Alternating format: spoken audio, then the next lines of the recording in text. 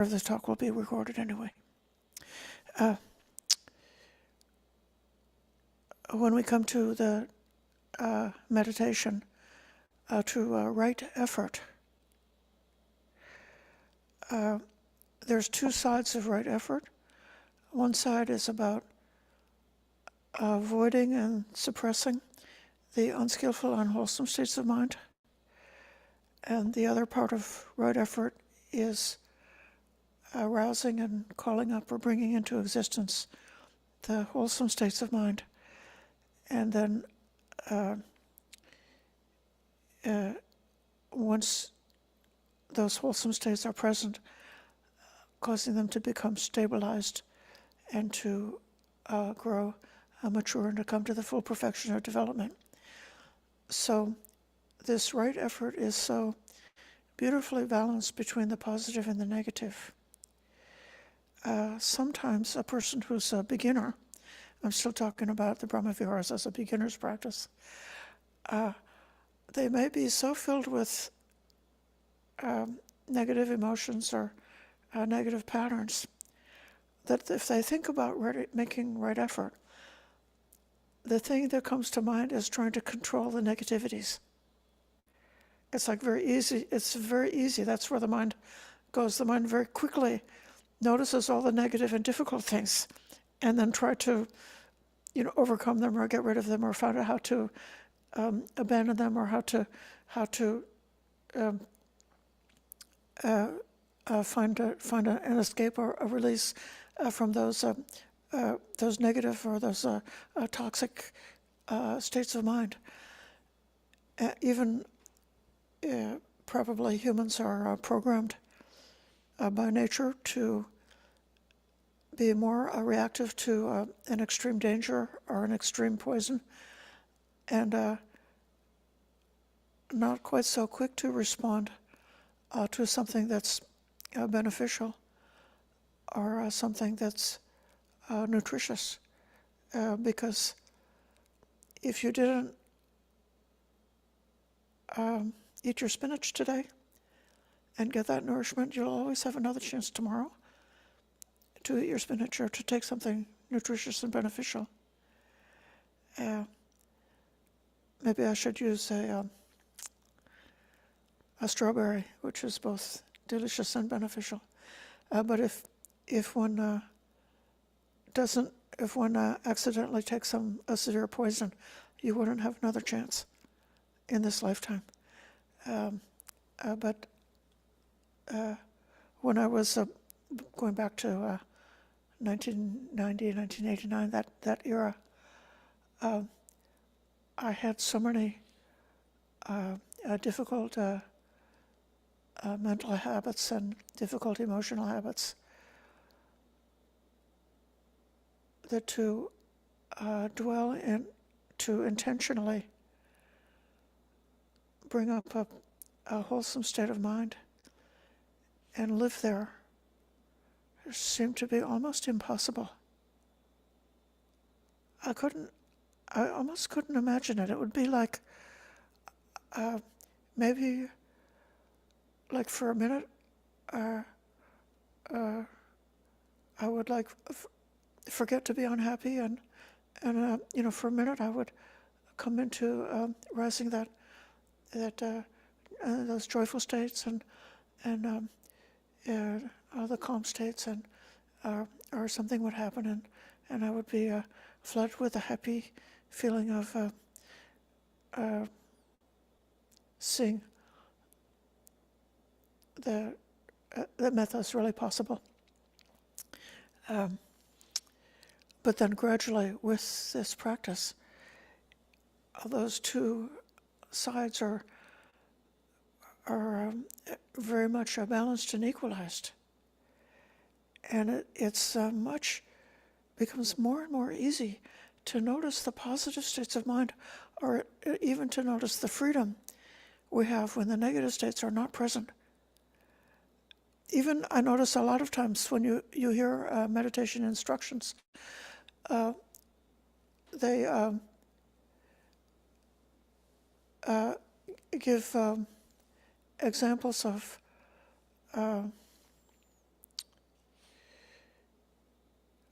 practicing mindfulness with the hindrances or with the distractions.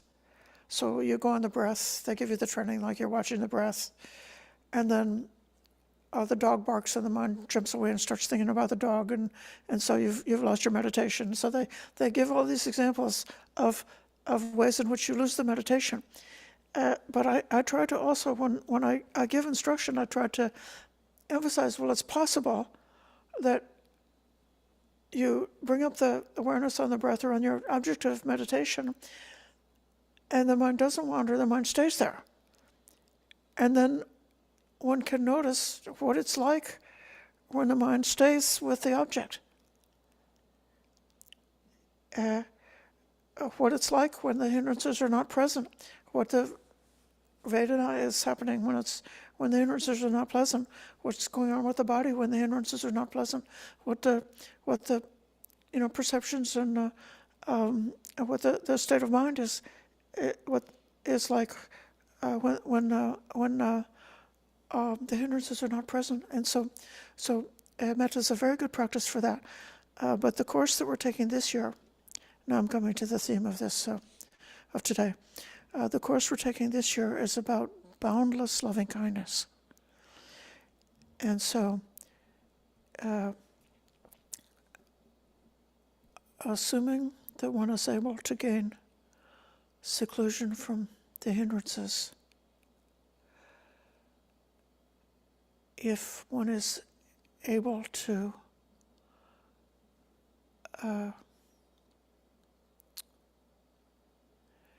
even bring up a contemplation of boundless space, like one can go through the elements, meditation, and like notice the earth, water, fire and air element, and then go to the space element, because the meditation is so good for getting the mind to settle down and get far away from emotions. And so you've got the mind that's very settled, and go to just planting that idea about a boundless space, and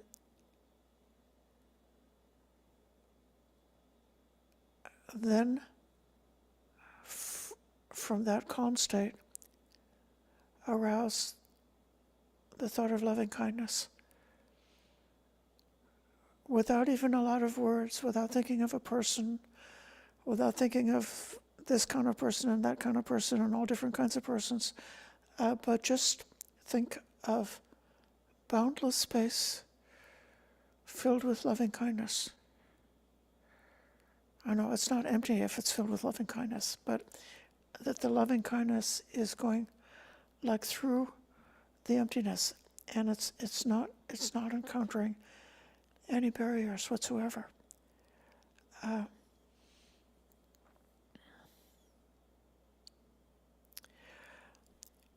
Then just in that meditation,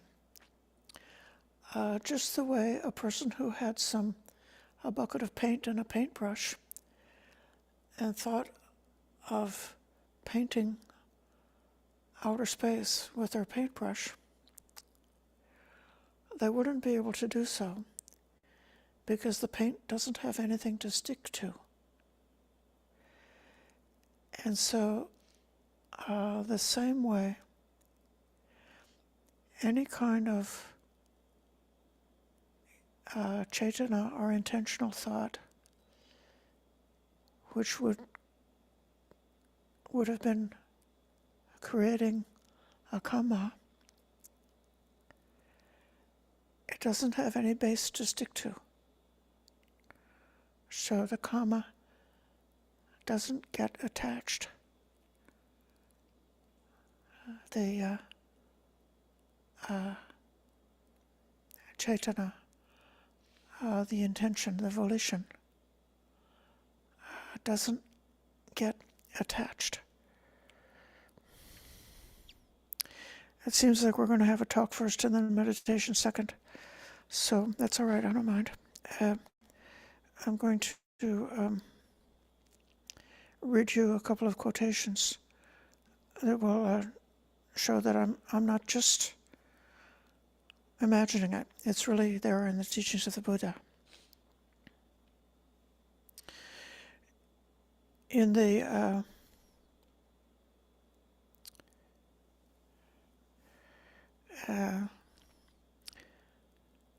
Karajakaya Sutta, the Sutta on the mind-made body, which we looked at a few weeks ago,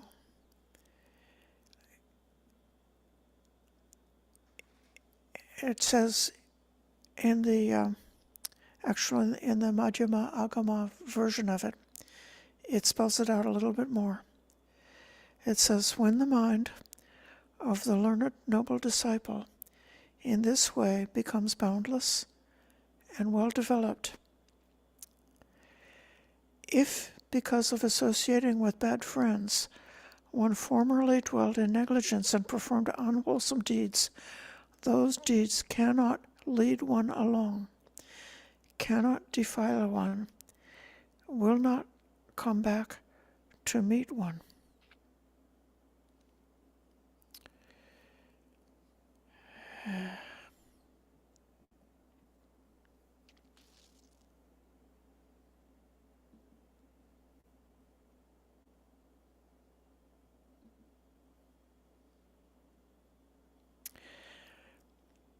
Next week, we might look at the Tevijja Sutta, which has got the same two guys that we had this past week.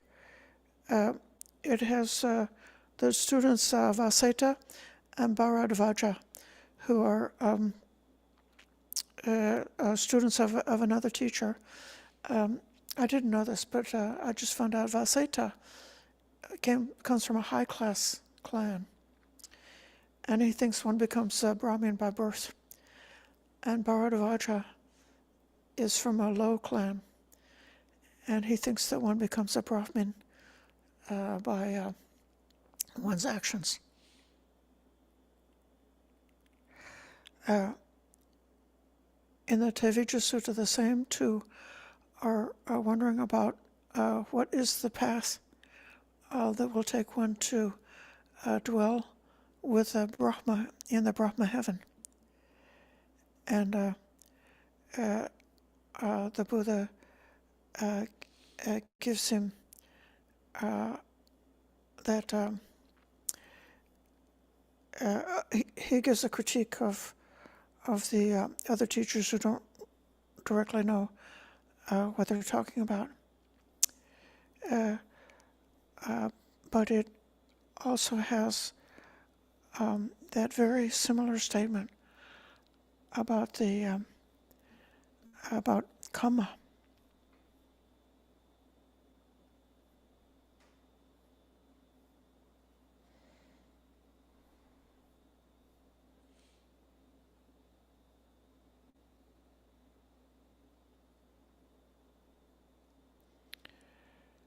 And when one is practiced like that, they're not encumbered with any possessions. They're free of enmity, free of ill will, free of all of the minor corruptions of the heart. They have power.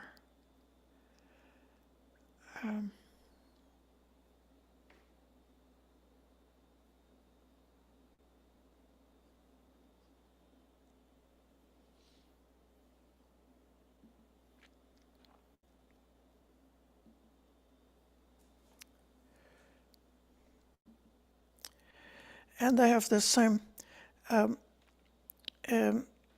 experience of that the sankhara does not stay with them or stay with them.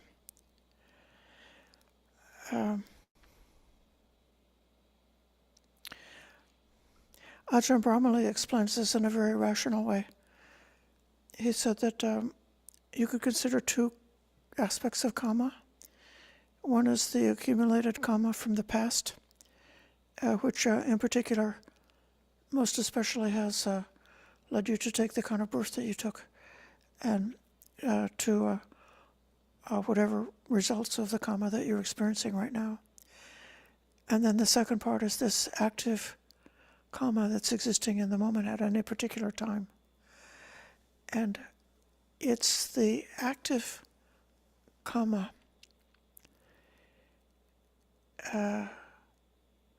which is equivalent to sankhara, and that is the necessary and sufficient condition for rebirth. So it's because of the present moment karma that you've got in your mind that you can run along to a rebirth. But once the activity of the sankharas, which is equivalent to creating karma, comes to a stop, then the vijnana, the rebirth vijnana, is not able to arise in a new existence. So as long as we're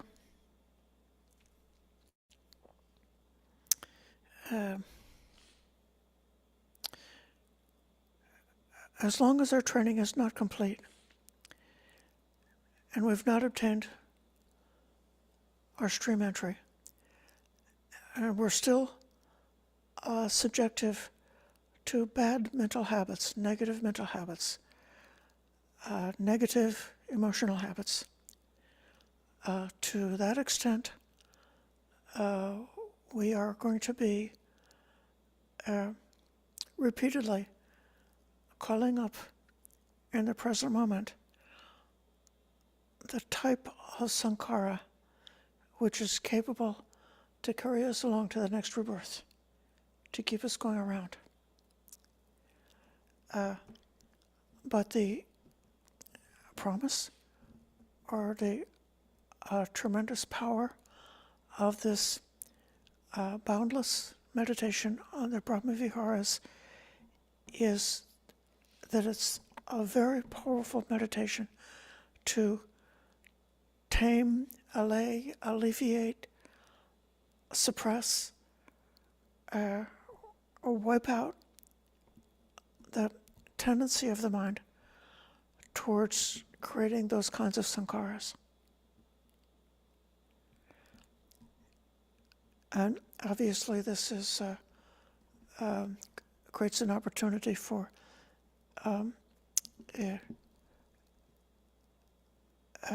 insight within meditation, for the arising of wisdom, for seeing things as they really are, and for seeing those qualities of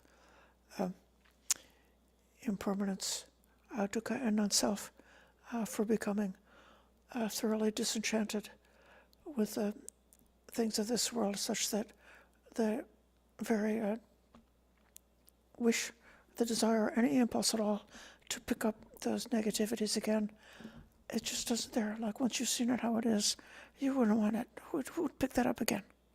Why would you pick that up again? Well, I know why. It's because of ignorance. Because you're not yet fully seeing it properly as it is. The mind is still partially ignorant. And that's why the mind picks up again and again. But if you are, this practice is said or promised to be a very powerful tool, a very powerful method that can lead to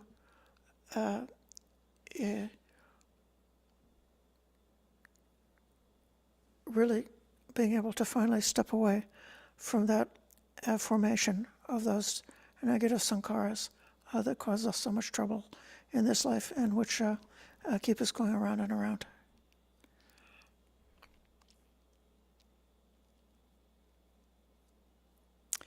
So, having said that much, let's have a meditation for a while, and then we'll have time for questions at the end. Is that all right?